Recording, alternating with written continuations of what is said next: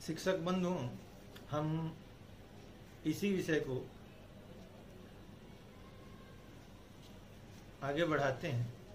जैसा कि अभी तक की चर्चा में हमने देखा, संरचना के स्तर पर 3 प्रकार के वाक्यों की संरचना मिली: सरल वाक्य, संयुक्त वाक्य और मिश्र वाक्य। इसी प्रकार से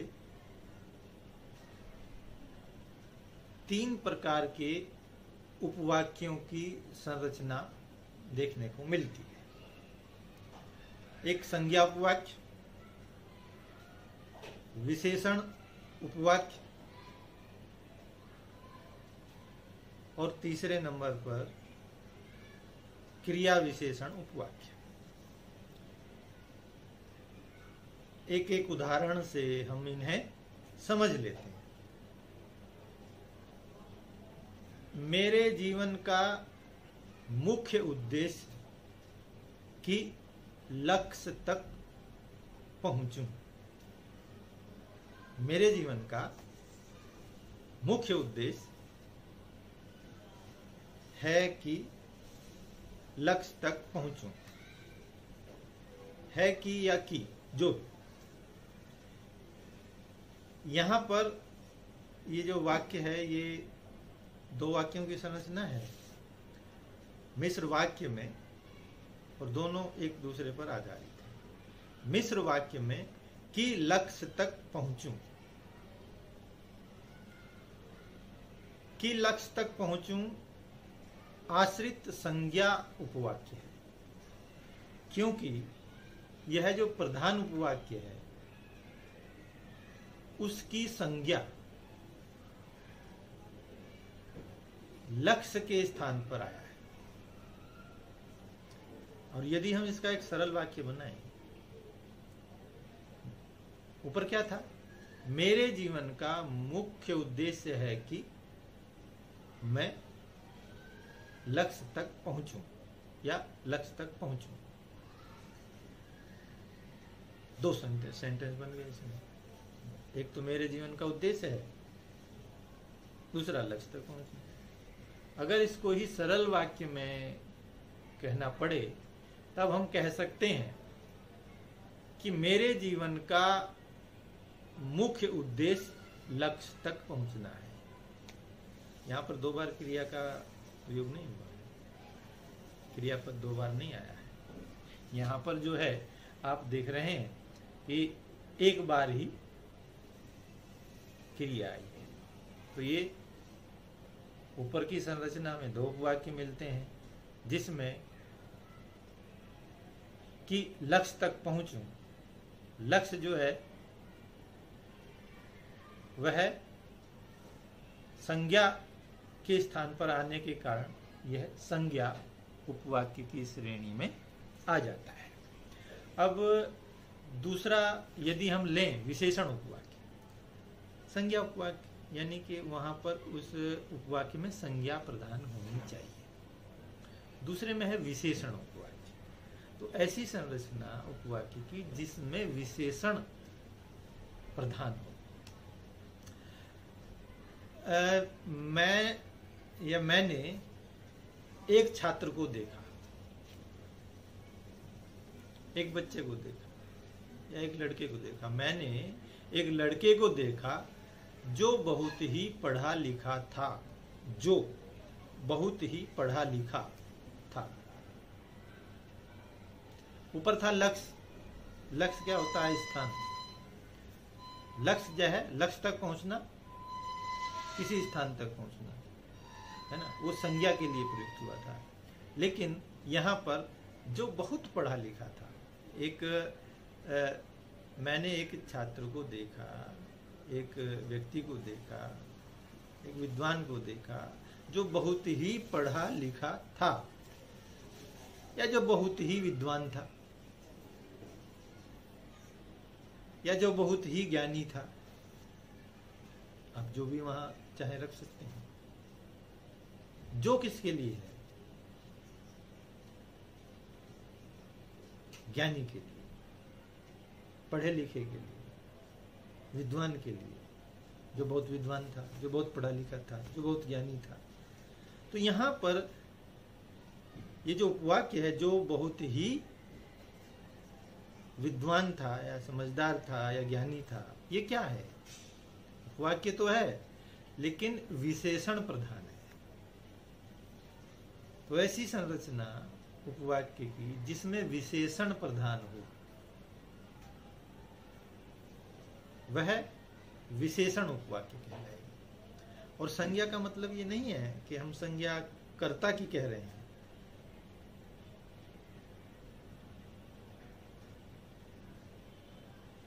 संज्ञा तो कर्म भी है, अर्थात संज्ञा उपवाक्य जो है वह कर्ता के रूप में भी हो सकता है, कर्म के रूप में भी हो सकता है।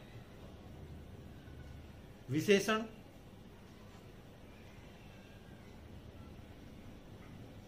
जो है किसका होगा? वो संज्ञा का भी हो सकता है। संज्ञा क्या होगी? वो कर्ता भी हो सकती है और कर्म भी हो सकता है। तो विशेषण उपवाक्य जो है वो तो कर्ता का विशेषण हो चाहे कर्म का हो, दोनों का हो सकता है। तो विशेषण उपवाक्य जहां पर उपवाक्य की संरचना का आधार विशेषण पर निर्धारित हो, वह विशेषण उपवाक्य कहलाएगा। तीसरा हमें मिलता है क्या? क्रिया विशेषण उपवाक्य, है ना। अब इसमें जो पहले में ही हम यदि देखें तो जो बहुत पढ़ा लिखा है या जो बहुत ज्ञानी है, जो बहुत विद्वान है, तो ये क्या है? ये सारे के सारे विशेषण हो जाने से उपवाक्य की संरचना जो है वह विशेषण उपवाक्य के अंतर्गत आ जाती है। अब हम देखते हैं क्रिया विशेषण, यानी कि जो क्रिया है वह उस वाक्य उपवाक्य में प्रधान है रूप रखती है, अपनी जो वस्तु स्थिति है उसकी वो प्रधान रूप में आती है। जैसे जब दोपहर हुई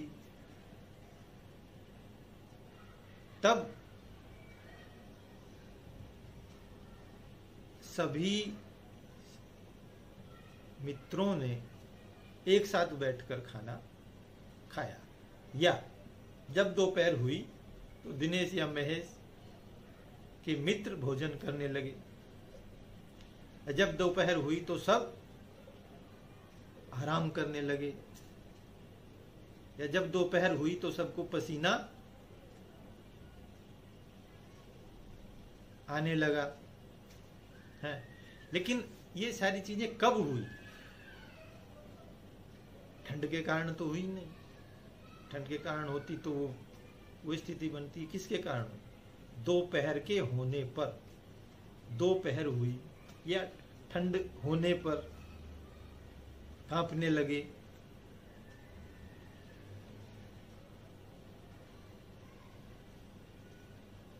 गर्मी होने पर त्वचा झुलसने लगी। ये जो सारी स्थितियां आएंगी तो ये होने पर, किसके होने पर? क्रिया के होने पर। दोपहर हुई या गर्मी हुई,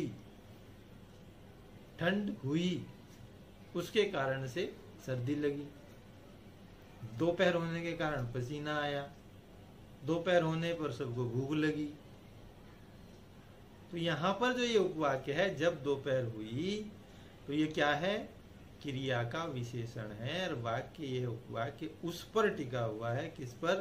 क्रिया के विशेषण पर, दोपहर के होने पर। तो इस प्रकार के वाक्यों में क्या होता है? हमें वस्तु स्थिति मिलती है किसकी? क्रिया विशेषण उपवाक्य की। तो इन आधारों पर हम उपवाक्यों का निर्धारण करते हैं, है ना। एक संज्ञा उपवाक्य, एक विशेषण उपवाक्य, है ना, एक क्रिया विशेषण उपवाक्य। पढ़ा लिखा व्यक्ति देखा, विद्वान व्यक्ति देखा, समझदार व्यक्ति देखा, है ना, निडर आदमी, है ना। तो ये क्या है? ये संज्ञा के विशेषण है। और दोपहर का होना, ठंड बढ़ना, सर्दी होना, भूख लगना है। भूख लगने पर खाना खाया तो भूख लगी तब खाया, नहीं लगती तो बिना भूख के कौन खाता है। तो मेरा मतलब ये नहीं है खाना खाता है कि नहीं खाता है, वाक्य की संरचना का जो आधार बना, वहां पर प्रधानता जो बनी, वो बनी या तो संज्ञा की प्रधानता, या फिर विशेषण की प्रधानता, या फिर क्रिया विशेषण की प्रधानता। तो इस आधार पर हमने संज्ञा उपवाक्य, विशेषण उपवाक्य और क्रिया विशेषण उपवाक्य के रूप में उनकी पहचान की। तो इस प्रकार 3 प्रकार के उपवाक्य मिलते हैं संरचना के आधार पर, 3 प्रकार के वाक्य मिलते हैं रचना के आधार पर, संरचना के आधार पर, सरल, संयुक्त, मिश्र हैं। सरल में 1 उपवाक्य, संयुक्त में 2 उपवाक्य, दोनों प्रधान, 3 उपवाक्य होंगे, तीनों प्रधान, 4 होंगे तो 4 प्रधान। ये नहीं मानिएगा कि वहाँ वो निर्धारित कर रहा है, वो कह रहा है 2 से अधिक, और वो जितनी भी है 2 है या 3 है या 4 है, वो प्रधान होनी चाहिए। तब क्या होगा, जब एक उपवाक्य दूसरे पर आधारित नहीं होगा तो वह संरचना संयुक्त वाक्य के अंतर्गत आएगी। लेकिन मिश्र वाक्य में 2 या 2 से अधिक, 3 या 4 वाक्य तो होंगे, लेकिन प्रधान एक होगा, वो चाहे पहला हो, दूसरा हो, तीसरा हो या चौथा उपवाक्य। हम मान लेते हैं कि जब वो कहता है कि 2 उपवाक्यों वाली संरचना, वैसा नहीं है, वो 2 से अधिक की कह रहा है। भाषा विज्ञान में या व्याकरण में आप जब देखेंगे विश्लेषण 10वीं 12वीं तक, तो मानते हैं 2 बता देते हैं। वस्तु स्थिति ऐसी नहीं है, वो 2 से अधिक हो सकते हैं, 3 भी हो सकते हैं, 4 भी हो सकते हैं। तो ये तो हमने देखा वाक्य के संरचना के घटक या संरचक, है ना, जिनसे संरचना बनती है। तो इस प्रकार से हमने वाक्यों को जानने समझने का प्रयास किया। इसके बाद हम देखते हैं कि एक पदक्रम की स्थिति होती है। हिंदी में क्या है, अंग्रेजी में क्या है, गुजराती में क्या है, संस्कृत में क्या है। तो वह समान हो सकती है और असमान भी हो सकती है। दूसरे, पदक्रम से अर्थ निर्धारित हो सकते हैं, नहीं भी हो सकते। हिंदी में पदक्रम बहुत महत्वपूर्ण होता है, लेकिन अंग्रेजी में भी होता है। अगर वहाँ बदलाव डेरिवेशन मिल जाता है उसमें, तो अर्थ बदल जाता है, पूरी तरह से पलट जाता है। लेकिन संस्कृत में नहीं बदलता है। जबकि संस्कृत का जो उद्गम है, जो हिंदी का जो उद्गम है, वह संस्कृत से मानते हैं। कालांतर में वैदिक संस्कृत है, फिर लौकिक संस्कृत है, फिर पाली है, फिर प्राकृत है, फिर अपभ्रंश है। अपभ्रंश के विभिन्न रूप हैं। उन्हीं रूपों में से उसके बाद में फिर आवहट आती है, फिर हिंदी चली आती है, उसका विकास होता है और हिंदी की रूप रचना बनती है, शब्द रचना। शब्द तो खैर कई प्रकार से आते हैं, आपके संस्कृत से आते हैं जो तत्सम है, जो उनसे विकसित होते हैं, समाज से विकसित होते हैं, तद्भव है, तत्सम है, तद्भव है, देशज है, वो एक अलग एक परंपरा है। वो बहुत महत्वपूर्ण नहीं है, लेकिन महत्वपूर्ण ये है कि सारी चीज़ें संस्कृत से स्रोत होने के बावजूद हिंदी का जो व्याकरणिक स्वरूप है वो संस्कृत से बिल्कुल मेल नहीं खाता है, किसी स्तर पर भी पूरी तरह बदल जाता है। तो हम जब पदक्रम की बात करें तो एक थोड़ा सा छोटा सा हम उदाहरणों के रूप में देख लेते हैं। जैसे तो मान लेते हैं कि मोहन दिनेश को पढ़ाता है, या सुरेश गीता को पढ़ाता है ना। यहां क्या है, मोहन दिनेश को पढ़ाता है। पहले है दिनेश जो करता है, फिर सुरेश महेश कोई भी रखें, को वो कर्म है, पढ़ाना एक क्रिया है। तो अर्थ ये हुआ कि दिनेश महेश को पढ़ाता है। अब पलट दें, अब दिनेश के स्थान पर महेश कर दें। दिनेश महेश को पढ़ाता है, और अगर कर्ता के स्थान पर कर्म और कर्म के स्थान पर कर्ता ले आए, दिनेश महेश को पढ़ाता है, फिर महेश दिनेश को पढ़ाता है। पहले दिनेश पढ़ा रहा था और महेश पढ़ रहा था, लेकिन जैसे ही पदक्रम बदला, पढ़ने वाला और पढ़ाने वाला दोनों बदल गए। पहले दिनेश पढ़ा रहा था, फिर महेश पढ़ाने लगा, अर्थात पहले कर्ता दूसरा था और कर्म दूसरा।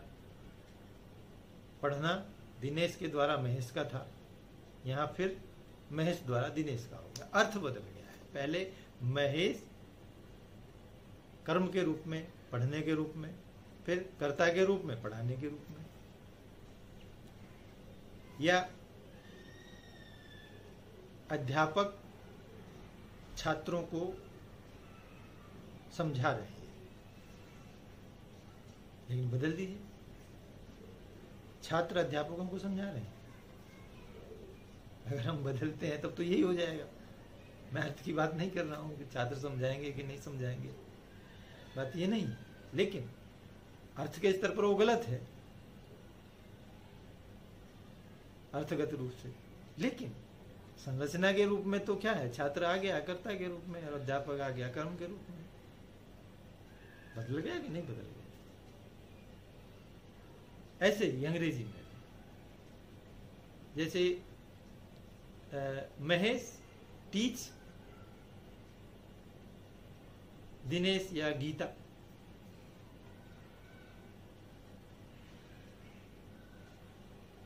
अब यदि बदलते महेश टीच गीता, तो महेश गीता को पढ़ा रहा है।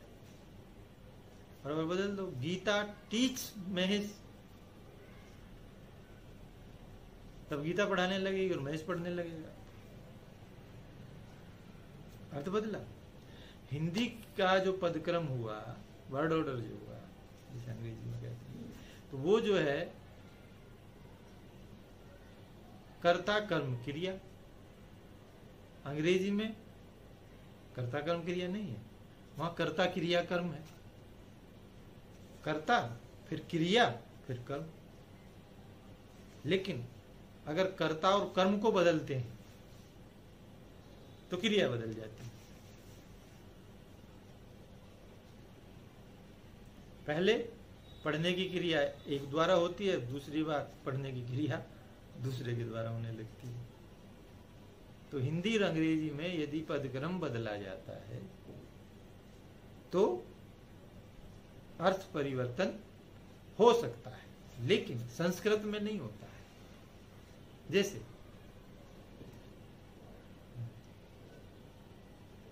गीता सुमनम पाठयति, संस्कृत के कुछ अध्यापक होंगे वो समझते हैं। गीता सुमनम पाठयति, अब गीता सुमन को पढ़ा रही है, कर्ता ने कर्म को, यहां पर विभक्तियों के माध्यम से चलता है। अब हम यदि गीता सुमनम पाठयति को एक ही शब्द बना दें, एक मतलब एक पद बना दें, वाक्य शिरोरेखा खींच दें, गीता सुमनम पाठयति, तो भी एक वाक्य होगा।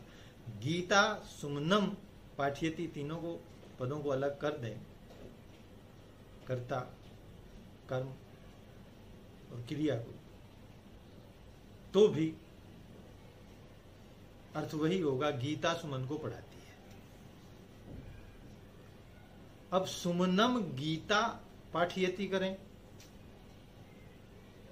तो भी गीता ही पढ़ाएगी, सुमन ही पढ़ेगी। चाहे गीता सुमनम पाठयति करो, चाहे सुमनम गीता पाठयति करो, चाहे पाठयति सुमनम गीता करो, या सुमनम पाठयति गीता करो, चाहे क्रिया को पहले ले आओ, चाहे मध्य में ले आओ, चाहे अंत में ले आओ,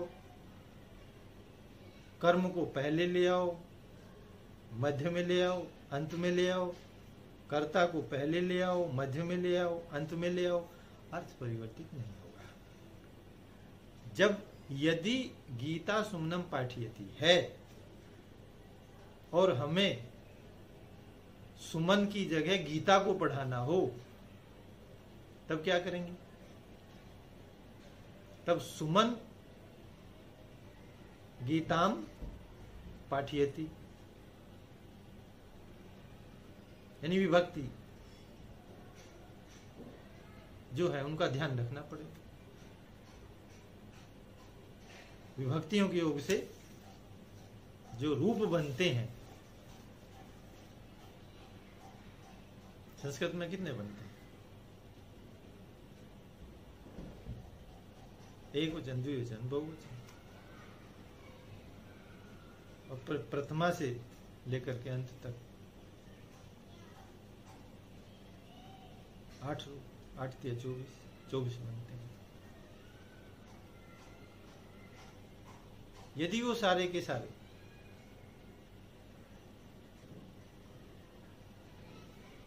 रूप हमें ध्यान हो, तब हमें पता चलेगा। खैर मैं वो बात नहीं कर रहा हूँ आपको रूप याद करने या नहीं करने, कह रहा हूँ कि पदक्रम के आधार पर संस्कृत में अर्थ निर्धारित नहीं होता।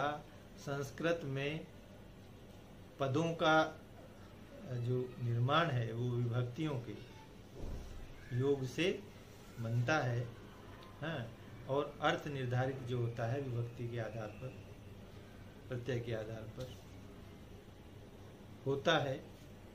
इस प्रकार यदि हम देखते हैं साधारण रूप से, तो पदक्रम महत्वपूर्ण है हिंदी में भी, अंग्रेजी में भी, लेकिन वही पदक्रम संस्कृत में निष्प्रभावी हो जाता है। अतः इस स्तर पर हम पाते हैं कि संस्कृत में पदक्रम अर्थ का निर्धारण करने में गौण हो जाता है, जबकि पदक्रम हिंदी का अर्थ निर्धारण करने में मुख्य भूमिका में आ जाता है। और यदि पदक्रम कर्ता कर्म को बदलते हैं तो अर्थ भी बदल जाता है अंग्रेजी में। चलिए, इस प्रकार से हमने देखा किस प्रकार वाक्य संरचना के जो रूप हैं, हालांकि ये चर्चा बहुत सीमित है और लगभग यदि जानना हो तो पूरा व्याकरण तो घंटे भर 2 घंटे में इसे जान लेना, समझ लेना पर्याप्त नहीं है। एक हम बड़ा ही सरफेस लेवल पर ये बात कर रहे हैं, है ना। सतही रूप से, सामान्य रूप से, छोटे छोटे रूप से जो हम पहचान कर सकते हैं, उनकी चर्चा भर यहाँ पर है। प्रयास यही था कि हम सामान्य रूप से जो हिंदी की वाक्य रचना है उसे, फिर जो पद हैं उन्हें, और फिर उसके उपरांत जो एक पाठ भाषा विज्ञान में पाठ की स्थिति है उस पर थोड़ी सी एक चर्चा करें।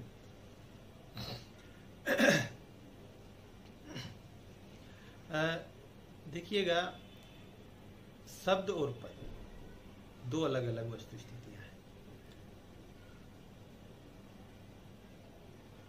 हम यहाँ पर शब्द का अर्थ जो है उसकी व्युत्पत्ति किस धातु से हुई है वो नहीं ले रहे हैं, उससे मेरा संदर्भ नहीं है। शब्द का एक सामान्य अर्थ यदि हम देखते हैं तो क्या मिलता है? एक ऐसी इकाई जिसका एक स्वतंत्र अर्थ निकलता हो, कोशी अर्थ निकलता हो, अर्थात ध्वनियों का एक ऐसा सार्थक समूह जिसका प्रयोग स्वतंत्र रूप से एक स्वतंत्र अर्थ के लिए किया जा सकता हो, शब्द कहलाता है। स्वतंत्र रूप से, वाक्य के अंतर्गत नहीं। लेकिन जब उस शब्द का प्रयोग विभक्तियों के साथ, कई बार हम कहते हैं इसमें विभक्ति तो लगी नहीं, लेकिन वहां शून्य विभक्ति स्वीकृत की गई है, मानी गई है कि यदि उसमें विभक्ति दिख नहीं रही है और वह शब्द मूल रूप में दिख रहा है, तो वह शब्द मूल नहीं है, पद बनने से पहले उसमें शून्य विभक्ति का प्रयोग हुआ है। शब्द जो है वह दो प्रकार के सामान्य रूप से मिलते हैं, वैसे दो और भी मिलते हैं। एक तो मूल शब्द, जैसे हाथ है, कान है, नाक है, मुंह है, हाथ पैर है, सिर है, तो इसका कोई अर्थ है कि नहीं है। सामान्य रूप से यदि हम हाथ कहें तो आप कोई भी बता सकता है किसे हाथ कहते हैं। आँख कहें, नाक कहें, मुंह कहें, पैर कहें, लड़का कहें, लड़की कहें, दिनेश कहें, महेश कहें, राम कहें, कृष्ण कहें, भारत कहें, है ना। ये इसी तरह की मतलब शब्दावली है। ये मूल रूप से जो शब्द जिसमें कुछ जुड़ा ना हो। फिर आता है यौगिक शब्द, जो किसी प्रत्यय आदि के योग से, विभक्ति के योग से बनते हैं। जैसे योग है एक शब्द, उसमें यदि हम नी प्रत्यय जोड़ दें तो नियोग हो जाएगा। रोग है, उसमें नी प्रत्यय जोड़ दें तो निरोग हो जाएगा। डर है, उसमें नी जोड़ दें तो निडर हो जाएगा। गुण है, उसमें अव जोड़ दें अवगुण हो जाएगा। इसी प्रकार से जैसे भय है, उसमें निर जोड़ दें तो निर्भय हो जाएगा। इस प्रकार के शब्द जो हैं यौगिक शब्द, जो यौगिक रूप में हमें प्राप्त होते हैं, वो यौगिक शब्द कहलाते हैं। अब यही शब्द जब विभक्तियों के साथ वाक्य के अंतर्गत प्रयुक्त होते हैं,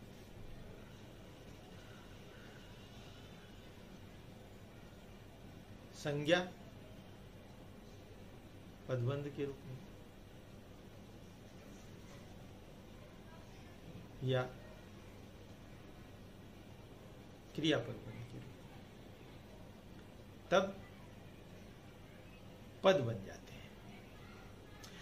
वाक्य की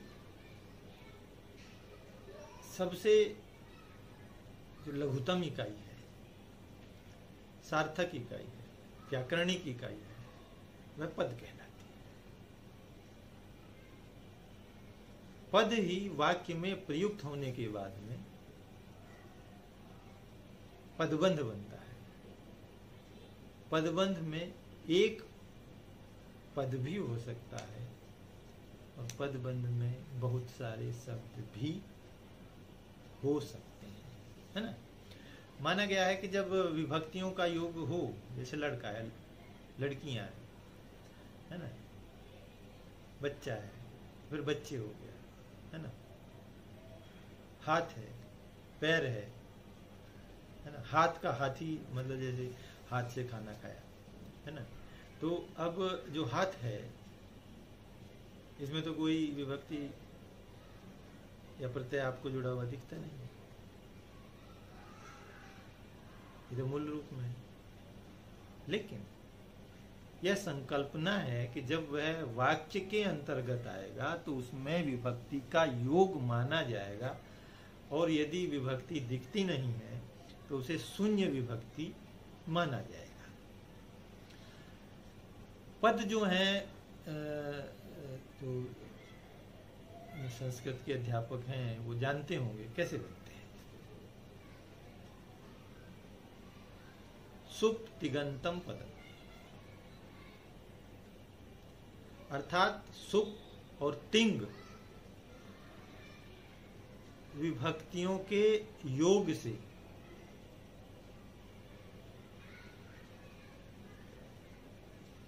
पदों का निर्माण होता है। संज्ञा पदों में मुख्य रूप से